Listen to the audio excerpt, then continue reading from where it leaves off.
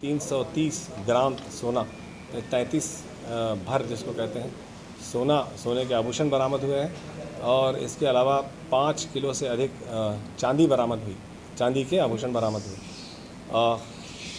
बाकी जो और पूछताछ हुई उसके आधार पर इन्होंने बताया कि हमने जनपद शाहजहांपुर के थाना पुवाया क्षेत्र में, मदनापुर में, कटरा में और सदर बाज़ार में घटनाएं की हैं। इसके अलावा जनपद सीतापुर में, प्रतापगढ़ में, वाराणसी में, जौनपुर में और अन्य और भी जनपदों में इनके द्वारा घटनाएं की गई हैं। इसके अलावा और भी राज्यों में इनके द्वारा घटनाएं की गई हैं, बिहार में, राजस्थान में, पंजाब में, हरियाणा में। तो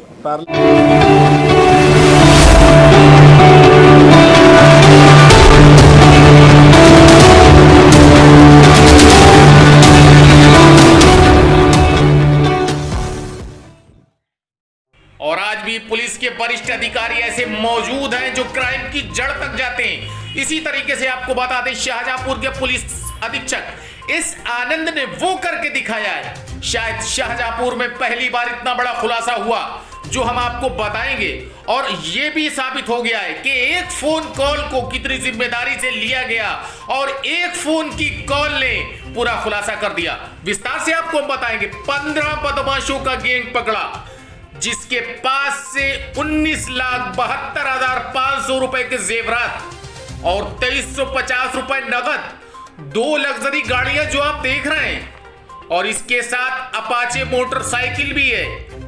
और जनाब यहीं तक मामला नहीं रहा, 10 तमंचे, 27 कारतूस जिंदा, 10 कारतूस चले हुए बरामद करे।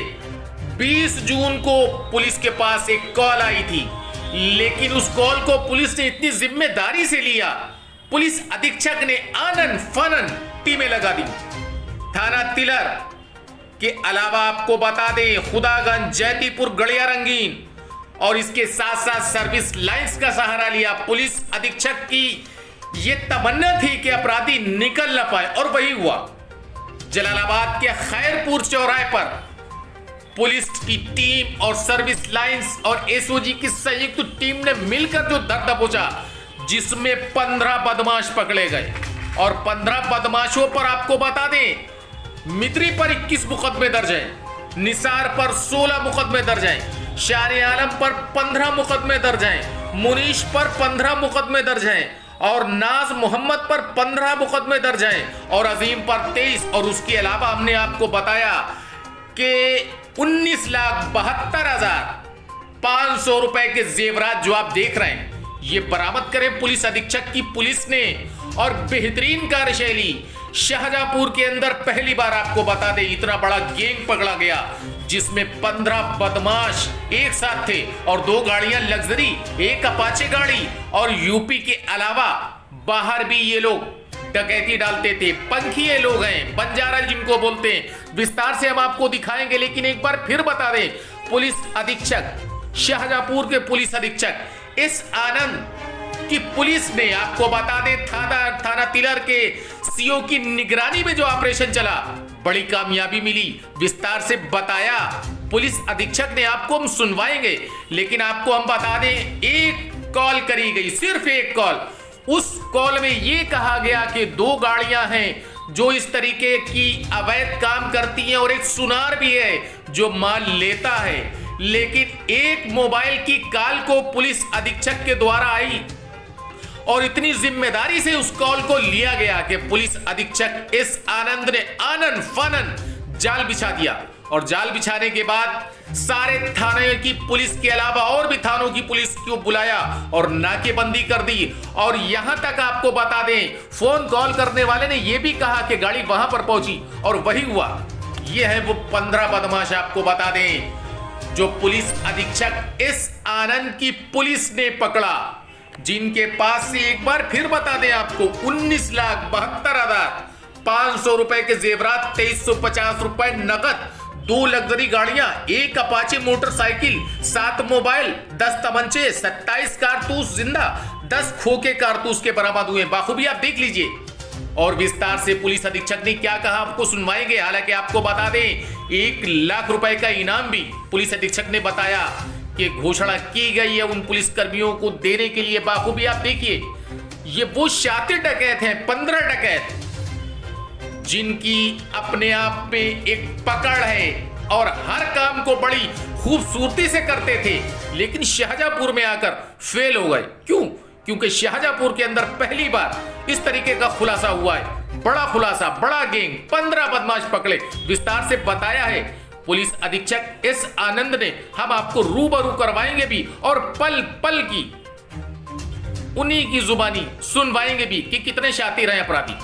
एक फ़ोन कॉल आया, हमारे 2 आरक्षी थे उस समय वहाँ थाना जलालाबाद के, उनके फ़ोन नंबर पे आया कि एक बहुत बड़ा गैंग है जो नकबजनी करता है, कई जगहों पे इन्होंने की है और आज फिर ये 2 गाड़ियों से निकल रहे हैं।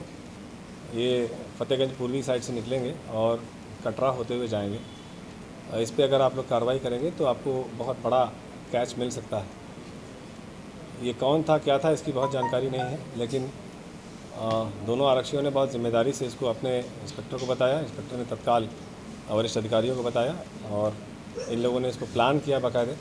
और चूँकि सूचना ये थी कि 2 गाड़ियां हैं और 10-15 लोग हैं, तो इस आधार पे पूरे तिलहर सर्किल की फोर्स इकट्ठा की गई और SPRA और CO तिलहर ने इसको पूरा ऑपरेशन प्लान किया इसको कि कहाँ गाड़ाबंदी करनी है और कैसे इनको इंटरसेप्ट करना है।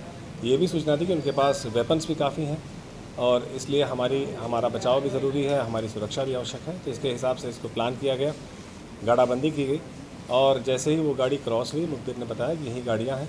इसके आधार पे पीछा किया गया थाना कटरा पुलिस द्वारा और जिस पर जो अभियुक्त थे उसमें जो बदमाश थे उन्होंने फायर किया पुलिस पार्टी पे, लेकिन इन्होंने बहुत हिम्मत के साथ उनका पीछा जारी रखा। आगे जो टीम्स ऑलरेडी डिप्लॉयड थी उनको अलर्ट किया गया और इसके आधार पर उनकी घेराबंदी की गई और थाना जलालाबाद रोड पे खैरपुर के पास इनको इंटरसेप्ट किया गया। इंटरसेप्शन के दौरान भी ये अपराधियों द्वारा पुलिस पार्टी पर फायर किया गया। पुलिस पार्टी ने आत्मरक्षार्थ अपनी ओर से भी जो कार्रवाइयाँ करनी होती हैं, जो फील्ड टैक्टिक्स की तरीके हैं, उसके आधार पर कार्रवाई करते हुए इनको बहुत हिम्मत और साहस के साथ इनको गिरफ़्तार किया। गिरफ़्तार होते ही इनके द्वारा तत्काल जो आवश्यक बल प्रयोग है उसके बाद इनको गिरफ़्तार किया गया। तो उस पर उन्होंने कई जनपदों में घटना कारित करना बताया और इनके द्वारा यह भी बताया गया कि ये जो माल है इसका जो इन्होंने नकबजनी से किए हैं वो एक कल्लू नाम का सुनार है जो उसी वक्त उनके साथ ही था। तो उनके यहाँ हम लोग रखते हैं और अपने अपने हिसाब से उसको बिक्री करके और पैसे उसके ले लेते हैं। तो इस आधार पे उनको थाने पर लाकर इनसे पूछताछ करने के बाद वहाँ पे पुनः टीम गई और उसकी रिकवरी हुई। रिकवरी में करीब 330 ग्राम सोना, 33 भर जिसको कहते हैं सोने के आभूषण बरामद हुए हैं और इसके अलावा 5 किलो से अधिक चांदी बरामद हुई, चांदी के आभूषण बरामद हुए। बाकी जो और पूछताछ हुई उसके आधार पे इन्होंने बताया कि हमने जनपद शाहजहांपुर के थाना पुवाया क्षेत्र में, मदनापुर में, कटरा में और सदर बाज़ार में घटनाएं की हैं। इसके अलावा जनपद सीतापुर में, प्रतापगढ़ में, वाराणसी में, जौनपुर में और अन्य और भी जनपदों में इनके द्वारा घटनाएं की गई हैं। इसके अलावा और भी राज्यों में इनके द्वारा घटनाएं की गई हैं, बिहार में, राजस्थान में, पंजाब में, हरियाणा में। तो पैरेलली जो हमारा जो सर्विलांस टीम है उसको भी एक्टिवेट किया गया और इनके जो भी नंबर्स इसमें अवेलेबल हुए, सुबह जैसे मुठभेड़ हुई तो उनके कॉल डिटेल्स इत्यादि मंगाए गए और उनको भी तस्दीक किया गया। संबंधित जनपदों में उनकी लोकेशन जैसा उनके द्वारा बताया गया उसके आधार पर होना पाए जाने पर उन जनपदों को भी सूचित किया गया है। जनपद प्रतापगढ़ और जनपद सीतापुर की जो फोर्स है वो चूँकि नज़दीक हैं तो वो लोग पहुँच गए हैं और उनसे भी वो अपनी विधिक कार्रवाई कर रहे हैं। इनकी मोडस ऑपरेंडाई ये है कि ये लग्जरी गाड़ियाँ रखते हैं, ये गाड़ियों को किराए पर भी चलाते हैं और इसके अलावा इन घटनाओं में भी उनका प्रयोग करते हैं। लग्जरी गाड़ी से चलने का एक एडवांटेज ये रहता है कि चेकिंग के दौरान किसी को शक नहीं होता है। ये उस गाड़ी से ट्रैवल करते हैं। सबसे बड़ी बात यह है कि कहीं की रेकी नहीं होती है। ये जहाँ जाते हैं रास्ते में ही ये मकान सेलेक्ट कर लेते हैं कि इन मकानों में संभावना है, उसके बाद गाड़ी कस्बे में लगा लेते हैं। शाम को उसके बाद वो वहाँ से निकलते हैं, रात 10 बजे के आसपास वहाँ उस मौके पे पहुँचते हैं। एक जगह तय हो जाती है कि इस जगह पे 3:30 बजे सुबह मिलेंगे। उसके बाद वापस वो गाड़ी ले जा किसी ढाबे पर खड़ी कर लेता है। ये लोग घटनाएं करते हैं। अपने कपड़े इत्यादि वो गाड़ी में उतार के रख देते हैं, केवल एक कच्छा और बनियान ये पहनते हैं। ये घरों में आने जाने और लोगों के जगने या सोने के बारे में इनके बड़े क्लियर सिग्नल्स हैं, उन सिग्नल्स का प्रयोग करते हैं। ये बहुत ही हार्ड जो प्रोफेशनल जिस तरह के नकबजन होते हैं वो है। बेसिकली ये पंखिया जो यहाँ का जो एक जनजाति है उसको बिलोंग करते हैं। अपना टाइटल अंसारी हालांकि लिखते हैं ये, लेकिन पंखिया है जो कई गाँवों में इनकी आबादी है, उस कम्युनिटी को बिलोंग करते हैं ये मैक्सिमम।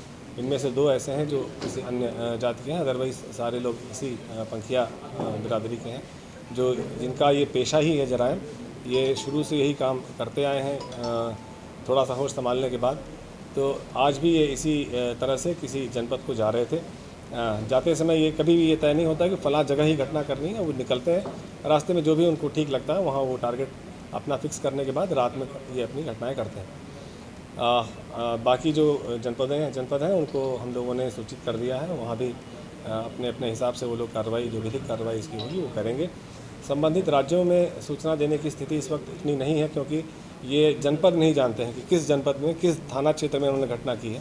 तो वो इनके कॉल डिटेल्स है और अभी एनालिसिस होने के बाद अभी उनको भी सूचित किया जाएगा। ये कल सुबह इनको जेल रवाना किया जाएगा, तब तक हमारे पास समय है, तो उस आधार पर वहाँ भी हम लोग सूचित करके आगे कार्रवाई करेंगे। बनारस और बिहार के बॉर्डर में एक घटना की इधर ही 13-14 तारीख के आसपास, और उसके बाद जो माल मिला उनको करीब 250 ग्राम बता रहे हैं ये चांदी थी। इसको उन्होंने वहीं कहीं पेड़ के नीचे गाड़ दिया, इस डर से कि स्टेट जो बॉर्डर होता है वहाँ चेकिंग होती है गाड़ियों की, और जब ये गए तो कोई चेकिंग इनको मिली नहीं।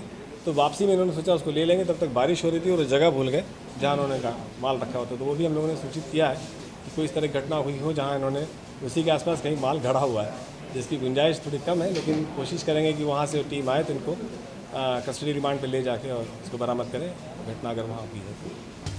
हालांकि आपको बता दें, मीडिया के माध्यम से पुलिस अधीक्षक एस आनंद का यह भी कहना था कि अगर इस तरीके की कोई घटना आपके संज्ञान में आती है तो पुलिस को सूचना दें, मोबाइल नंबर पर ही सूचना दें, नाम गोपनीय रखा जाएगा। लेकिन सबसे बड़ा सवाल हम आपको बता दें, पुलिस ने एक कॉल को कितनी जिम्मेदारी से लिया और लेने के बाद नतीजा क्या निकला, इतनी बड़ी कामयाबी। क्या कुछ कहा पुलिस अधीक्षक ने कि अगर ऐसी कोई सूचना मिलती है तो बेझिझक आप फोन कर सकते हैं और विस्तार से मामले की गहराई तक पुलिस जाएगी, आपका नाम भी गोपनीय रखा जाएगा। कॉल पे बहुत अच्छा रिस्पांस पुलिस ने दिया। हमारा आप सबके चैनल से ये माध्यम से ये अनुरोध भी है कि जो भी इस तरह की बातें लोगों को अगर सूचनाएं मिले तो वो निसंकोच पुलिस को दें। अभी आपने देखा इसका एक ज्वलंत उदाहरण है कि एक ऐसे अनजान व्यक्ति की सूचना पर पुलिस ने इतनी बड़ी कार्रवाई की है। तो इसमें आपका सहयोग भी आवश्यक है, क्योंकि हर जगह हर वक्त पुलिस उपलब्ध नहीं रहती है। तो एक जिम्मेदार नागरिक के तौर पर यदि आप इस तरह के अपराधियों के बारे में सूचना देंगे तो हम लोग कार्रवाई अवश्य करेंगे। So friends, if you want to see these kind of facts in future, please subscribe to our channel and watch the latest videos by liking it and pressing the bell icon.